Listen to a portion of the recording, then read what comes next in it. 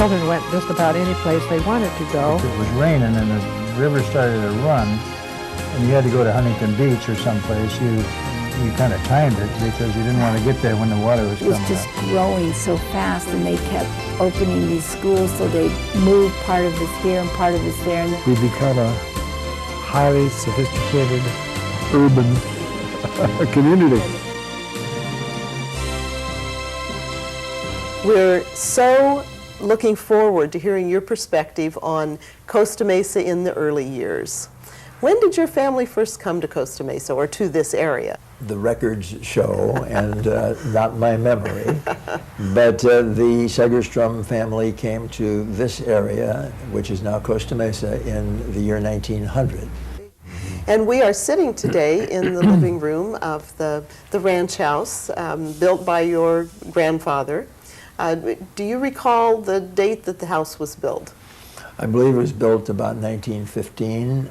The family lived in a home at near Fairview and Baker when they first came here, and they called that home the Willow Springs Farm, and that was where they moved from Orange. Very good. And when you came along, did your family live here in the ranch house? When my father was married to my mother, and they came here as a married couple in 1920, they decided to live in Santa Ana. This home was for the unmarried brothers and sisters, and of course my grandfather was still alive, and my grandmother, and so there was just not enough room in this house for a new married couple. So you grew up in Santa Ana. Yes. And lived and worked on the farm. And what was your day like when you were a boy? Well, it was like any modern student living in a small town, and we had a wonderful life. It was a very cultured life. I didn't spend much time on the ranch. It was mostly after my 15th birthday when I came down here, but I was just a city boy. Your family grew lima beans, and were there other crops as well? You're famous for the lima beans, of course. Well, when they first moved to this area, I believe that our family farmed a lot of alfalfa, because we did get into the dairy business very early, and by the mid-30s, we had some of the largest dairy farms in the state of California. And we were milking about 500 head of cows a day. It took a crew of probably, I would guess, maybe 30 milkers, because it was all hand milking. And so from the dairy and the alfalfa, then we went into the row crop of lima beans. Well, your grandparents were here a very long time ago, and then you came along, and you've certainly made some differences in this area. I enjoyed reading some of the background material that you provided, particularly as it relates to your early experiences with zoning and with land use issues. Well, I've often thought it was quite a coincidence that my family came here in 1898, and we had nothing but farming until 1948. It was 50 years, and that it just so happened that was the year that I joined our family operation, and it was lucky for me, I think, that in that year, 1948, we purchased the commissary and warehouse area of the Santa Ana Army Air Base. And that was purchased in a competitive bid with the General Services Administration. We wanted our frontage back on Harbor Boulevard, and we tried to buy that separately, and the government said, no, we're going to have this package. And so it amounted to 2.5 miles of railroad, 76 acres of land, and 110,000 feet of frame warehouses. And since that time, Costa Mesa has incorporated in 1953, and how did your property here come to be part of Costa Mesa? Because I know at the time it was county territory and kind of right on the line. Yes, well, the influence on this area always had been predominantly from Santa Ana. Santa Ana was the social center of the community. It was the business center. It was the retail center. It was really the hub of Orange County. And as we saw Costa Mesa incorporated in 1953, we were very much aware that some of all of our properties would eventually be in Santa Ana or in Costa Mesa. We did not need city services, and we didn't, obviously as farmers, we didn't need schools. We really didn't have to have water systems or sewer systems or any addition to our roads. So we were not very anxious to come under city jurisdiction with the additional tax burdens. Farming is a difficult way to make money, and so we talked with both sides, but there was this tremendous urge by both Costa Mesa and Santa Ana to incorporate. And so we were wooed by both sides. I imagine. The city manager of Santa Ana wanted to incorporate down to Baker Street, wanted to take Santa Ana down to Baker Street. And he was very strong that he wanted to block the growth of Costa Mesa. So we considered it and talked about it and felt that it would not be in our general best interest or the best interest of Costa Mesa if that occurred. So we committed to incorporate in Costa Mesa up to MacArthur Boulevard and Sunflower. And it took a long time for some of our friends in Santa Ana to forget that. Well, there have been so many changes in this particular area, around the area where we sit. And what's the best thing that you can think of that's happened in the area? Progress.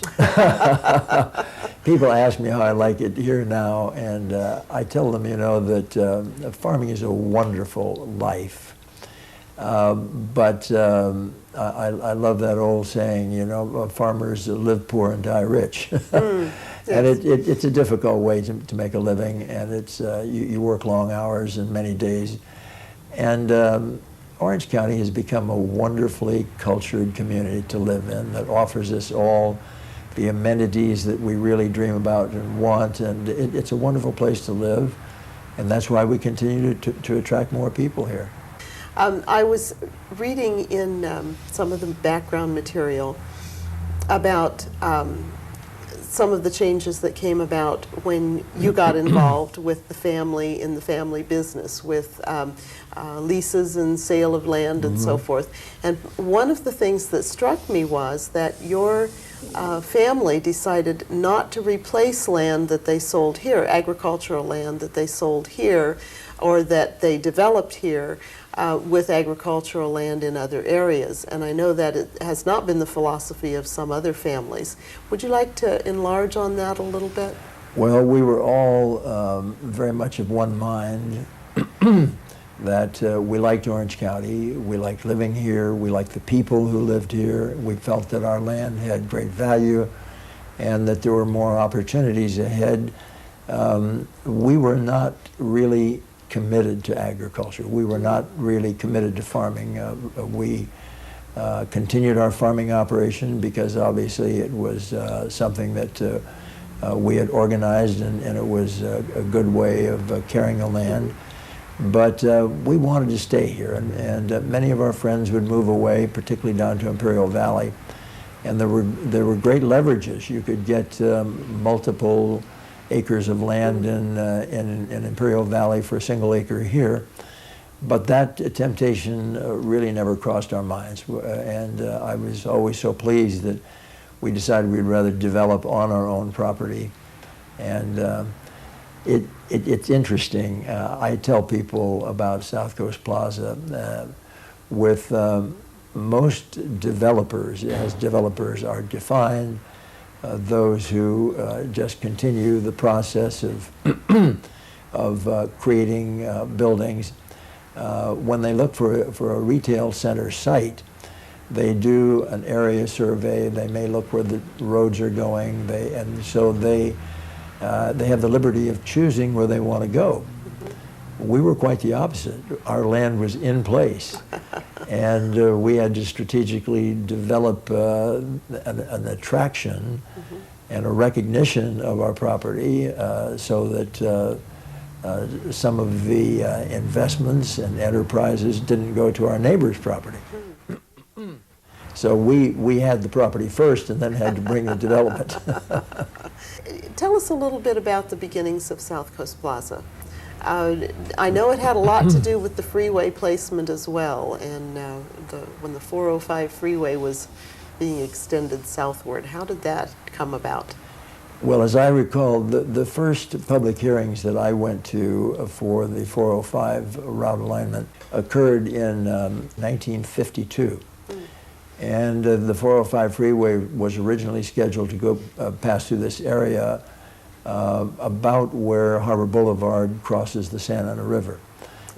So we knew that there would be a lot of political decisions made, so we retained a land planning consultant by the name of Harry Evans Terrell, and he had known our family when some of my relatives lived in Los Angeles. And it was by coincidence the Irvine Company also retained him for the same purpose. And they had no planning department at that time. They were strictly an agricultural operation also. So we worked with Caltrans, and eventually the alignment of the 405 took an east-west alignment here across Costa Mesa. And so once that alignment was established, the population base of Orange County was growing concurrently with that in the 50s. And so the retailers recognized that Orange County wasn't properly supplied with retail stores. And we were contacted by May Company if we had an interest. And then our contact came with Sears. And so we proceeded, and the San Diego Freeway then went under construction, and South Coast Plaza went under construction. The May Company wanted to open in 1966, which they did. Frank Clark was an executive vice president of May Company at that time, and his father was head of the State Division of Highways in Sacramento. So May Company was interested in opening before anyone else, and so Frank negotiated with the state that they would build the Bristol Street overpass before May Company opened. And that was sort of a contribution that he made. So we have a picture of the San Diego Freeway still being graded, and the Bristol Street overpass is being constructed. I see. So it came together nicely. But then we opened in 1967, and the freeway opened in 1968. Yeah. Well, I knew they were all intertwined. The timing was perfect for the construction of the plaza. When I came to Costa Mesa in 1965, all of that was just under construction, just happening. So it was fun to see it develop. It revolutionized the area. And Sears and May Company own their own land, is that right? You sold the land to them. Well, they required the land, and their requirement was that they wanted their site for $1. So we conveyed 21 acres to Sears for $1 and 19 acres to May Company for $1. It was a tough decision, and we took a vote in this room. The vote was 3-1. Frank, I was very pleased that it was 3-1 and not 2-2. Yes. But anyway, we decided that this had advantages. My father was one of the four. He was very much in favor of it, even though his death came shortly after that. But no, it opened a great opportunity for us. And, yes, indeed, indeed. Let's see. The first hotel in the area was the Westin now. Yes. South Coast Plaza Hotel then. That started as a Marriott. Is that right? We had negotiated with a Chicago developer, and about the time that those negotiations were to come to a conclusion, he contracted a rare blood disease and died quite abruptly. So we were back then looking for an operator, and we're very fortunate that Western International Hotels out of Seattle had identified Orange County, and so we worked with them.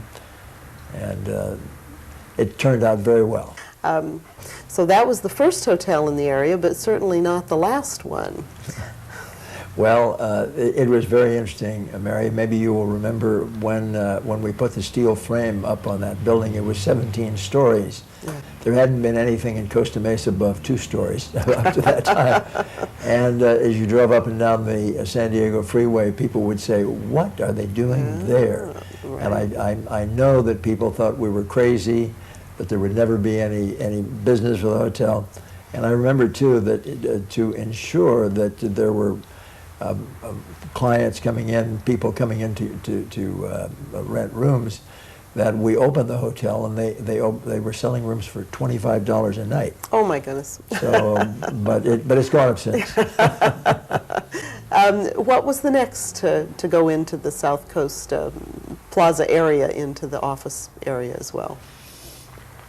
Well, the office buildings were always follow population and business growth and development of professional firms. So Prudential Insurance Company was interested in being a developer here and talked with some of our competitors. We're not able to reach agreement with them, so they came to us, and we built the first building, the black glass building that was called for many years the Imperial Bank Building. Yes. And then that was followed by the 2 green glass buildings where the California scenario is. The California scenario, of course, is so close to my heart because of my work with Isamu Noguchi. That's right. And I'd be interested to hear how that all came about. I felt deep inside that he really wanted a commission in California because he had been born in Los Angeles and had never been given a commission in California. He'd done work all over the world, but never had a commission in California. So my logic was correct, and we eventually got together, and he was immensely proud of the California scenario. I think it was his favorite garden, and he came back here every year to look at it and see how it was getting along. That's wonderful. It's a beautiful spot, and it's many people don't know that it exists, and No, that's true. are delighted when they stumble across it when they're coming and going from the buildings. So it's a real treasure there. It's known in art circles, but Yes. Mary, it's like South Coast Plaza. I think South Coast Plaza is better known in Paris and in Milan and in London and New York than it is sometimes in home. Well, I think it does very well at home, too. The other pieces of art that are scattered around Yes. through the South Coast Plaza area and through the office area are real gems. It almost seems that there should be an art tour yearly that walks you around and explains about the different sculptures. That's a very good suggestion, and we have worked at various times. We've arranged that with the Newport Harbor Art Museum and now Orange County Art Museum. Right. But it fades off. Yes. When one starts it, then it seems to fade off. But the first piece was the bright yellow figure called the Ram. Yes. It was done by Charles Perry, and I worked with Charles on a commission of that piece. That's always been one of my favorites. Yes. But you're right. There's some world-class artwork there, and I think that it really isn't properly recognized. The most striking piece, of course, is the Firebird. Oh, yes. And I understand that, was it not Renee that had quite a bit to do with that? Yes. Charles Lawrence, who was the architect for the Performing Arts Center for Segerstrom Hall, had done a hall in Houston, Texas. And he had collaborated with the same artist that did the that provided the piece for the Performing Arts Center. But in the case of the Houston project, the artist wanted the piece to go through the glass wall and be inside outside. And the architect, Charles Lawrence, said, no, I don't want that. I want it to be contained inside. Well, they had the same debate in our hall, and fortunately Charles Lawrence changed his mind so that the concept was to pierce through the glass wall and make it an inside-outside piece. I think it's one of the most striking pieces in the world. Very striking. And when Renee and I visited the home of the artist in New York, he asked, you know, what should we call it? He showed us a little maquette, and Renee said Firebird. So he said, that's it, we'll call it the Firebird. I seem to remember that she had named it. Yes. Yeah, that's wonderful. Well, that has been such a magnificent structure. How did all of that come about, the donation of land and the decision to encourage South Coast Repertory first and then the Performing Arts Center to develop in that area? I'm sure you were instrumental in that whole process. Well, it's a long story, and it again Good, we've got time. Tell that story. It again goes back to the construction of the Westin South Coast Plaza Hotel, the creation of the park. And when we created the park, of course, we had boxed in, and I say we, it was a private construction agreement, and we worked with the Orange County Flood Control District to enclose the major drainage canal that came out of Santa Ana that drained 7,000 acres of land in Santa Ana. And that channel was bisecting our property, so there's a formula by which the county agrees if a private developer builds and pays 100% of the cost of enclosing it in a box structure, that you can get the surface use of the property. So we did that and then extended the park across the flood control channel. And in doing so, created some mounds that identified a site that was about 1 acre. And it was in about 1976, I believe, just after the hotel opened, that this all occurred. And we were I was contacted by Tom Peckinpah and another member of the board of the Repertory Theater, asking if we would consider making a gift of land to the Repertory Theater. They were operating in a converted Woolworth building on Newport Boulevard in Costa Mesa. And so I was very pleased that the family said, fine, let's do that. And we didn't know too much about the Repertory Theater. I had attended a number of performances. I don't know how many members of the family I had, but we thought it was a very worthy cause. They had identified us because in looking at their season subscriptions, 50% of their subscribers live north of the freeway and 50% live south, so they thought that the freeway was a good place to be. So we had this 1 acre of land, and we agreed to give it to the Repertory Theater, together with a gift of $50,000 in cash. Their original budget for their building was $1 million. That was what they thought they could build a building for. I asked the question, does that include the architect's fee? And they said, oh, that's right. Oh. I think the project ended costing about $3 million. Oh my goodness. And they owed money to the bank. But they were off and running, and they never looked back. Big step for that theater. They opened in 1978. In 1988, they won the Tony Award for the best repertory theater in America. Right, that was remarkable. And that was the start of the Arts District.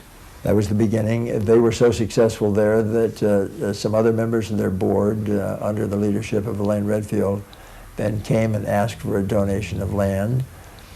And I met with them, and at that time, I think it was fortunate that the guilds had been formed. Yes. The guilds just had their 25th anniversary the other day, and so they had an operating group, and they had raised $350,000, which was a lot for an arts institution 25 years ago. That's true. That's true. So we looked favorably upon their request and conveyed 6 acres of land and told them that we were going to give them $1 million. Wonderful. And they were stunned. Elaine Redfield said that they left our office and got outside, looked at each other and said, now what are we going to do? Now what do we do? Now we have to build. Now we have to do something. And what a magnificent theater that is. Wow. And now there's the third one yet to come.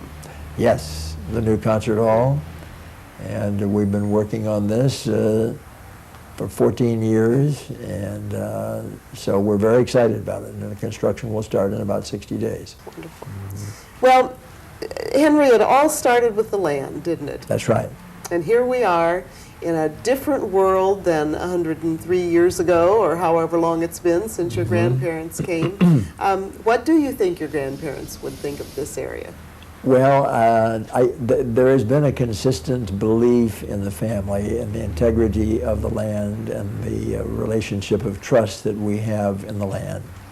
I like to tell people that when I first came to our business, there were no zoning ordinances applied to any of our property.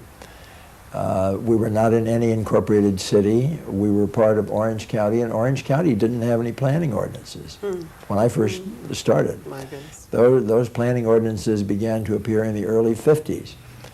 So we have seen the evolution of land ownership from when a landowner could do virtually anything he wanted to on his property without any public permission, to now having the responsibility of working with the community to make sure that the land use is correct. And I think that we've always had respect for the land. We want to utilize the very limited amount of resources that we have in a way that will be beneficial to the community. And that's a real challenge, and it's a very stimulating one. I mean, because there's always people that are knocking on our door for land, and some are good, some are not so good. But when you have the opportunity and the responsibility for doing something like the Performing Arts Center or the South Coast Plaza, or bringing the Automobile Club of Southern California to the city of Costa Mesa, and those are important moves, and do affect all of us.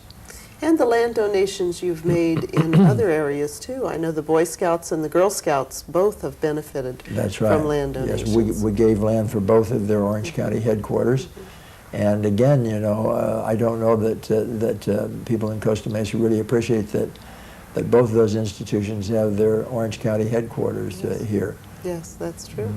Not to mention the wonderful donation that you made to the Costa Mesa Historical Society of the Estancia Adobe. Yeah, that I think was about as rewarding as any contribution we ever made, because we all recognized its historic value, and if we hadn't given it, I think developers would have just torn it down. I don't think that they would have regarded it as something to keep. So we've always been very, very proud of that. And it has been a wonderful spot over the years for weddings and ceremonies and celebrations, and of course the Historical Society gives tours of the adobes as well. So I know that donation has been greatly appreciated by the community. But I think my mother always told a story that amused me, and we in our farming operations, we worked 6 days a week, and we worked from 7 in the morning. We were always here out in the field at 7. And we worked until 5 o'clock in the afternoon, then went back into Santa Ana where we had residence. And so my mother tells a story that every Sunday, Anton would like to go down, would like to drive down to the ranch to see how things were getting along. So for him, it was a 7-day-a-week I guess. situation. Oh. Well, thank you so much for taking the time out of your busy It's a great schedule to pleasure. meet with us and to allow us to videotape some of your memories. Is there anything else that you would like to add to this videotape before we conclude? Well, only one thing, and that is I think my vision continues to be toward the future. I just enjoy reminiscing about the past, but there is such a great future ahead of us, and I just love that. I love to continue to be part of that. Well, you will be making the history of this community then. And thank you again very much.